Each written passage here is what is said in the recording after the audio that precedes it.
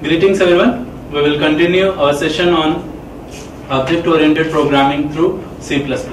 In the previous session we have started about what are the various object-oriented programming concepts, that is classes and objects. So in the previous session we also told you how to define a class, how to create an object and how to implement those classes and object. In this session we will be continuing with that particular topics. So we'll be looking at what is the particular member functions, how we are going to write the member functions and how we are going to define them. I already told you in the previous session. We will continue about that particular how we are going to define the member functions, and next we'll be looking at what are the access specifiers you have. After that we'll be looking at how we are going to do member function overloading. We'll be looking at what is function overloading.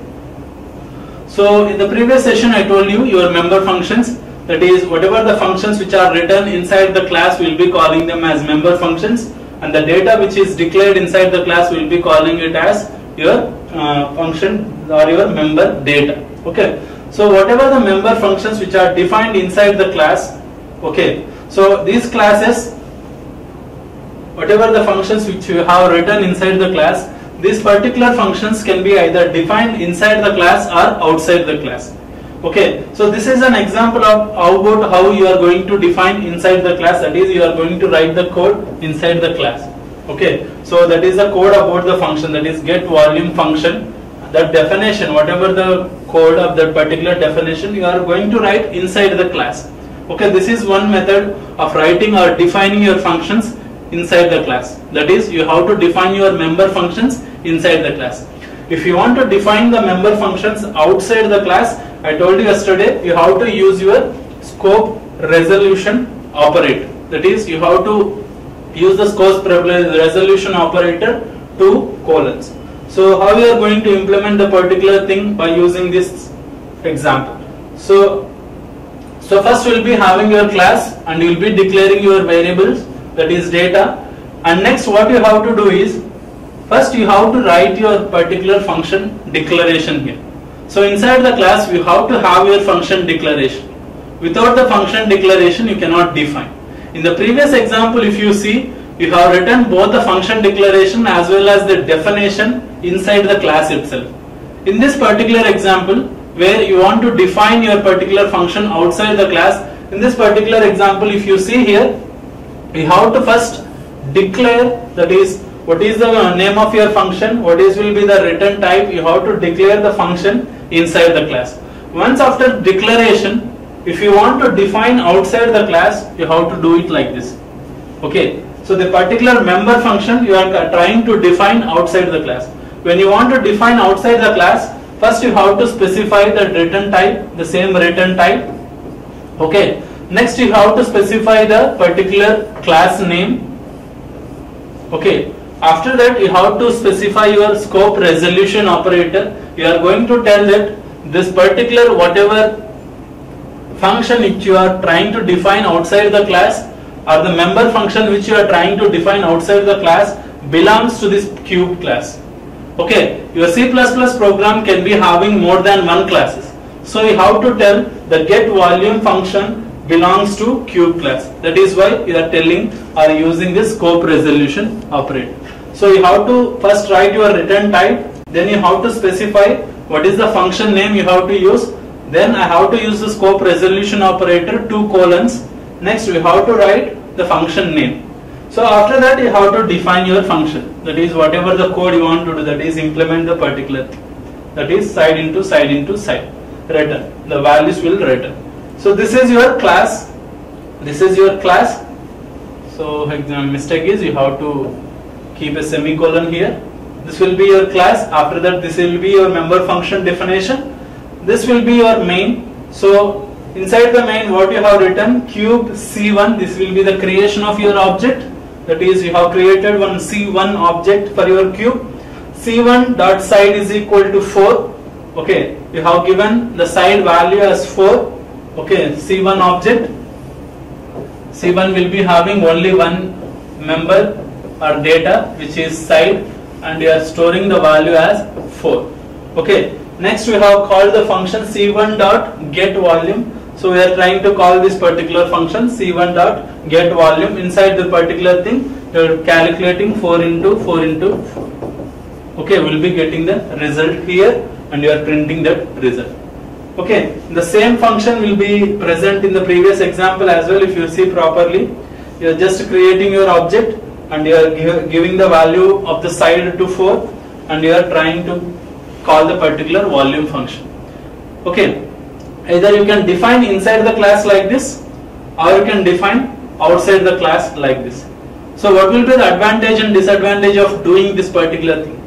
If you write the particular code in this manner, your class will be very big. If you are having large number of functions and the function code is very large, that is each and every function code is having more number of lines of code, then your class will start from one place and it will end per large. It will be having large amount of code. That is, you will be having class at one place, and at the end of the code you will be having your class. So your class definition or declaration will be very large if you go for this particular type of method. If you go for this particular type of method, the advantage is you will be having clear idea what are the data members present for a particular class. That is, we will be having one particular value and one particular set of functions. So we will be easily looking at what are the set of functions which are present for a particular class. You need not be concerned about how to define those classes. Okay, initially we can just define what are the functions. Once after defining the functions, once after declaring the functions, we can define the functions one by one separately. Okay, this will be much easier for you to find out what are the data members and what are the member functions which are part of this particular class. If you try to write the program in the previous sense, writing the code will be much easier, but understanding the code will be somewhat tough. Why? Because if you see, everything will be present in the class, and each and every functions will be defined one by one. There will be large number of codes inside the class itself. So understanding the class will be somewhat tough.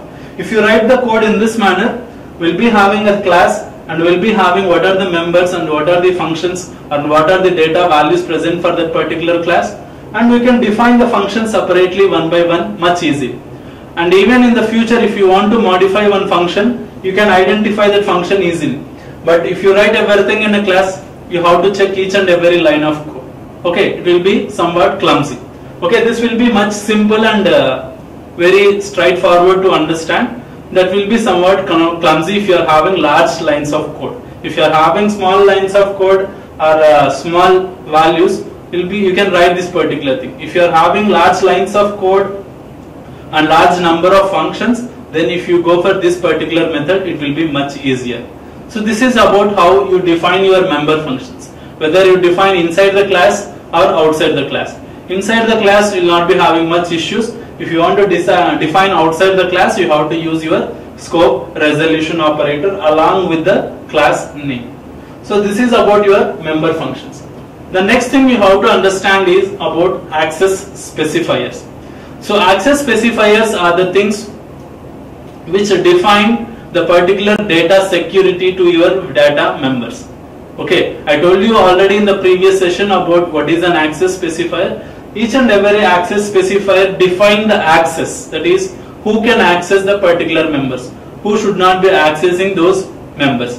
Okay, they will define the particular accessing. So the first access specifier is the public, that is, you will be having three access specifiers. I already told you in the previous session: public, private and protected. The first one is public. So you need to understand the implications of the public, that is, if you write public, what is the meaning of the particular thing?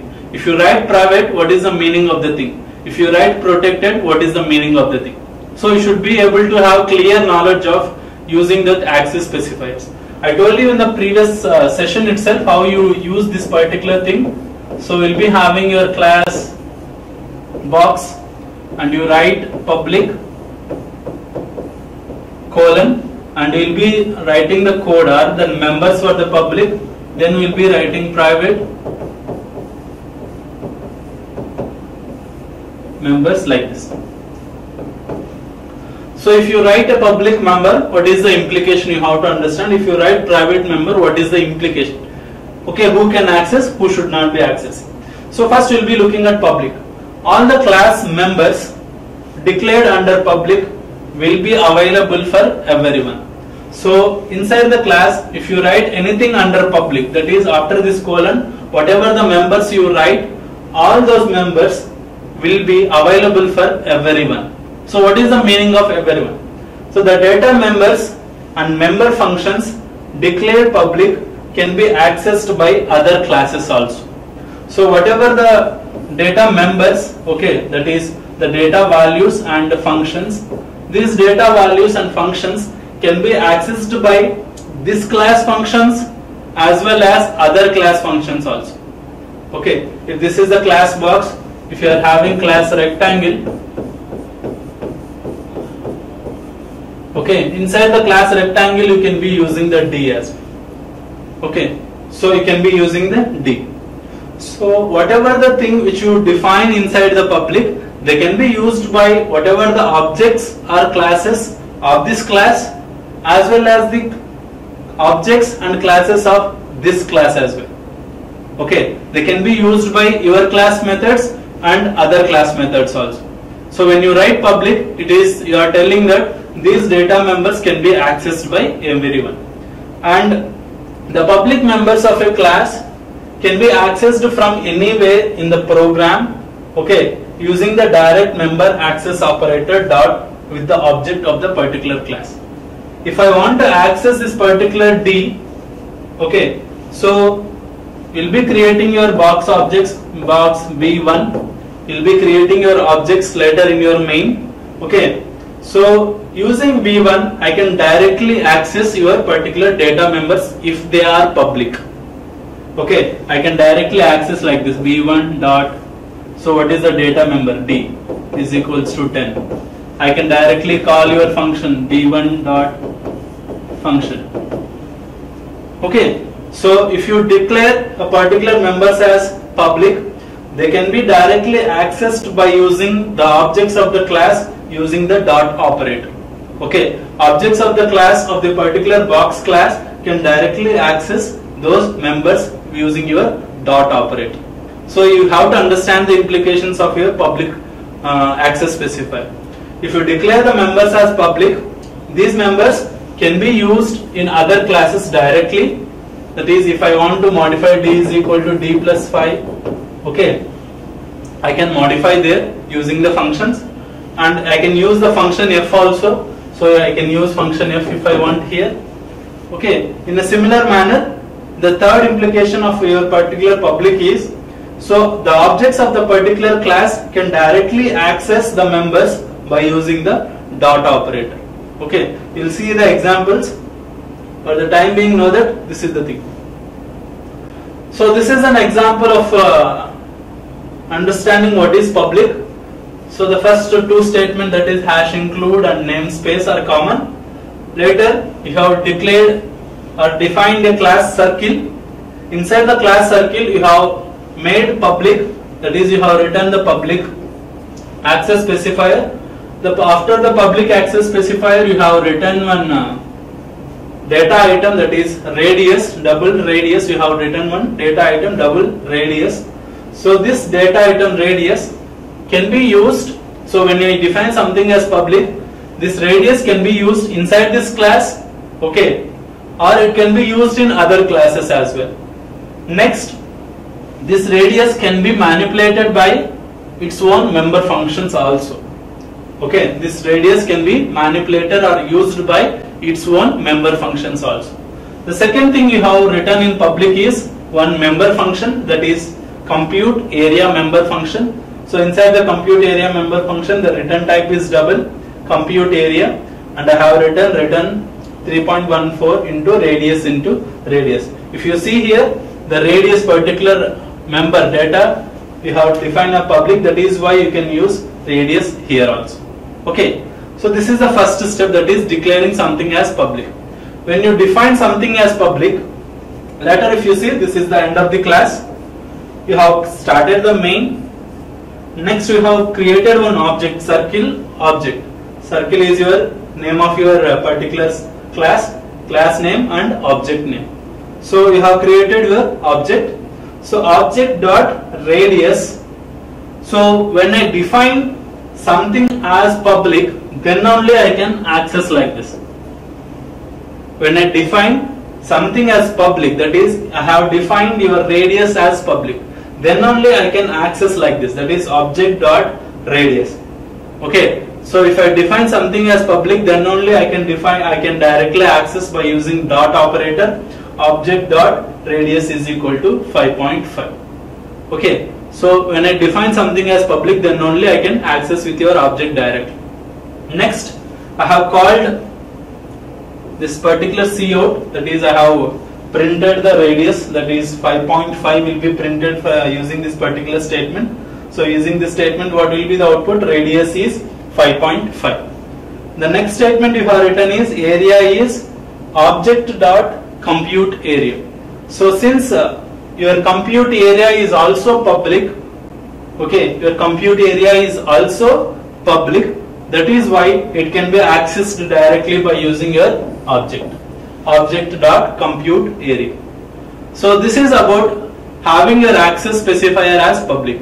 If you see clearly, when you declare something as public, the particular data members can be used within the same class.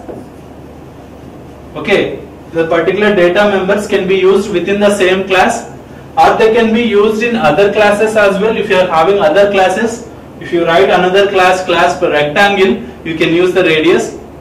Okay, and when you declare something as public, the objects of the particular class, these objects of the particular class can directly access them by using the dot operator. So these are the implications when you declare something as public. Okay, I think you should have clear idea about this one. The next access specifier we are going to look at it is your private. So public and private are most important for the time being. You will be learning about protected later. For the time being, know that public and private. So what is private? The class members declared as private can be accessed only by the functions inside the class. Okay, whatever the functions you are writing inside the class, only those functions can access the private members. Okay, if you are having class,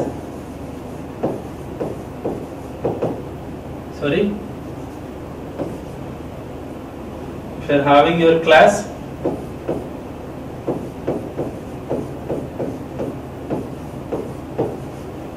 and this will be your class, and if you are writing something as private,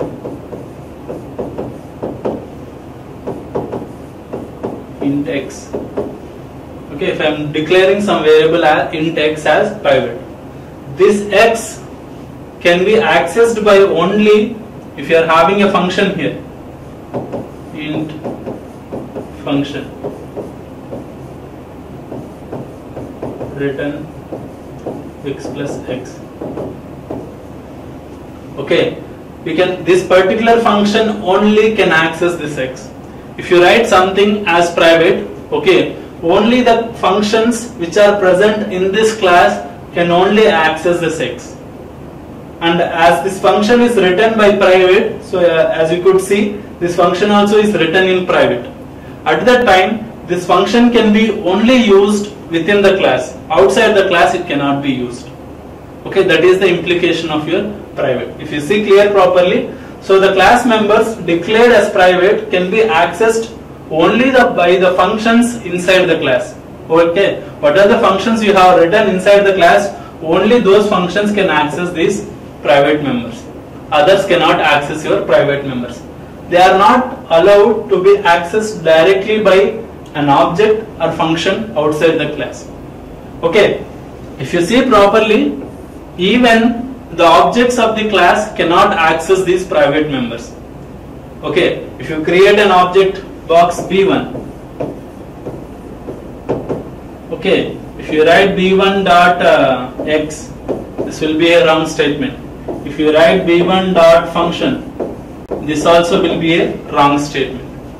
Okay, so this also will be a wrong statement.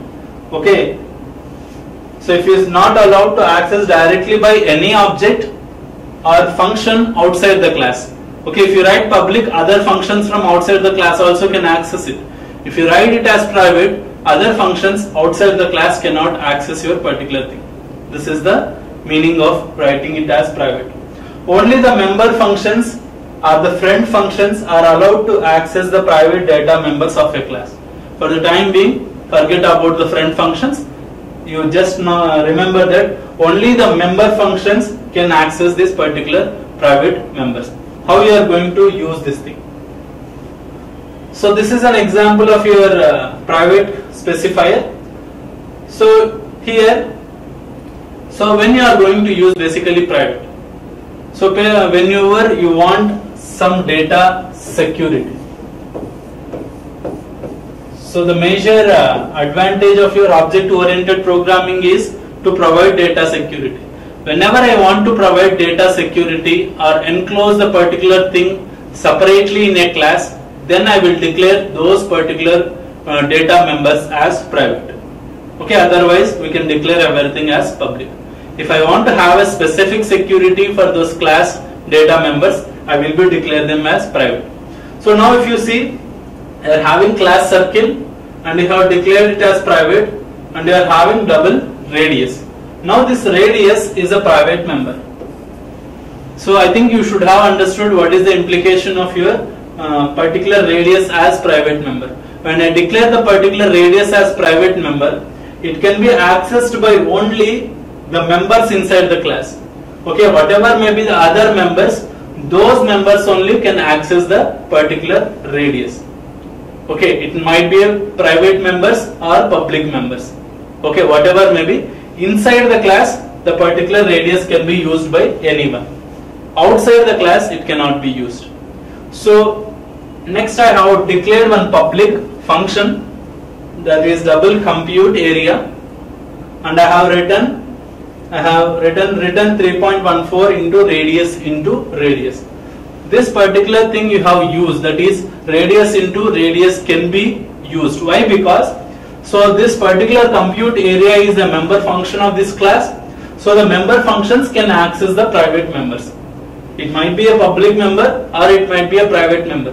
Anyone which are present inside the class can access the particular radius. Okay, that is the implication here. If you go for the next, so you have created one object, that is circle name object. Now if you do something like this, object dot radius is equal to 1.5, then this is not a valid thing, or you will be getting an error. That is, this is a private member. That is, radius is a private member, will be getting an error. This thing is not valid. But if you write something like this, cout area object dot compute area, this is a valid thing. Why? Because if you see, compute area is a public member. Compute area is a public member. So since compute area is a public member, object dot compute area is a valid statement. But since radius is a private member, object dot radius is equal to 1.5 is a invalid statement. Now what will be the output of this particular statement? We will be getting an error. Okay. So if you remove this particular line from your code, what will be the output now? If you remove the particular line from the code, what will be the output? So now what will be executed? You are going to create an object and you are directly trying to print the area. So if I directly try to print the area, there is no radius value, that is, you haven't given any radius value. So the radius value will be some, what will be it will be a garbage value. So we'll be getting 3.4 into garbage, we'll be getting a output as some garbage value. So how to get the value without, when you are having a private member like this? So you can write another public function or you can write another private function. So you can write void get data. So in the previous session you have written a similar function, get data int r. Okay, so you can write something like this, radius is equal to r. So inside here you can call the particular function object dot get data of some 10. So now 10 value will go into R value will go into your radius. Why? Because radius is a valid thing. Why? Because you can this particular get data is a member function of your class circle, so it is a valid statement. So particular 10 value will go into your radius. Now if I try to calculate the compute area, it will be calculating 3.142 into 10 into 10.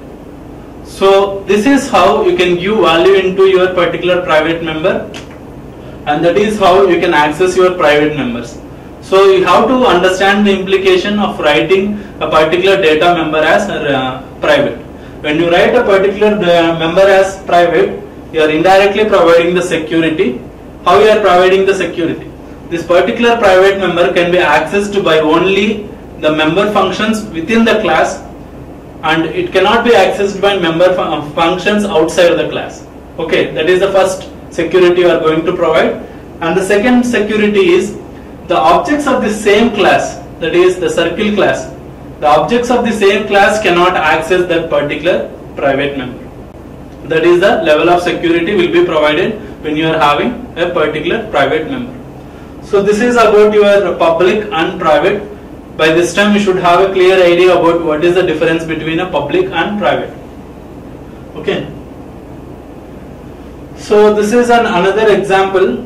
This particular thing you have written namespace, circle radius, compute area. Okay.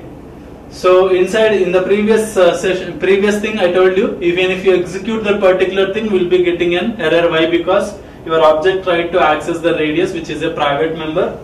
Okay. Here you are calculating the compute area where I have written a separate function, but in this example we are not writing a separate function. Directly inside the compute area we are writing the particular thing like this. That is radius is equal to R. So while calling the function, we will be passing the value, that is compute area of 1.5. Now 1.5 will go into R, that is 1.5 will go into radius. We are going to calculate 3.4 into 1.5 into 1.5. So that is how your particular this thing will work with private access specifier. So this is the difference between your public access specifier and private access specifier. In the next session we will be looking at what is a protected access specifier, and we will not be looking at in depth about protected access specifier. It is more related to inheritance. While learning about inheritance we will be looking at protected access specifier. After that we will be looking at function overloading and other topics, and we will wrap up this session now. Thank you.